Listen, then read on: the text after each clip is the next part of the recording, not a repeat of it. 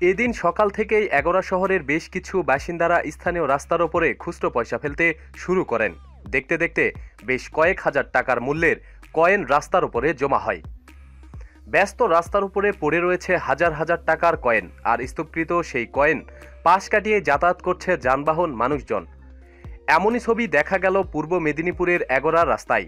এদিন সকাল থেকেই এগরা শহরে বেশ কিছু বাসিন্দারা স্থানীয় রাস্তার ওপরে খুচরো পয়সা ফেলতে শুরু করেন। দেখতে দেখতে বেশ কয়েক হাজার টাকার মূল্যের কয়েন রাস্তার ওপরে জমা হয়। স্থানীয় বাসিন্দারা জানিয়েছেন, বাড়িতে দোকানে জমে যাওয়া বিপুল সংখ্যক খুচরো পয়সা নিয়ে সমস্যার সম্মুখীন হয়েই বাধ্য হয়ে এভাবে প্রতিবাদ দেখাচ্ছেন তারা। সাধারণ মানুষের দাবি, নোট বাতিলের পর থেকে ছোট নোটের অভাব পুরোপুরি মেটেনি।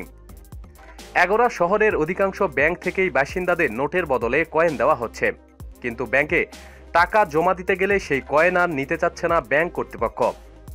ফলে ব্যবসায়ী থেকে শুরু করে সাধারণ মানুষ প্রত্যেকের কাছেই বিপুল সংখ্যক কয়েন জমে গেছে, যা নিয়ে প্রতিদিনের কাজ চালানো অত্যন্ত সমস্যার। বারবার ব্যাংক কর্তৃপক্ষকে সমস্যার কথা জানিয়েও লাভ না হওয়ায় এভাবে রাস্তায় কয়েন ফেলে প্রতিবাদ করা হলো বলে জানিয়েছেন বাসিন্দারা।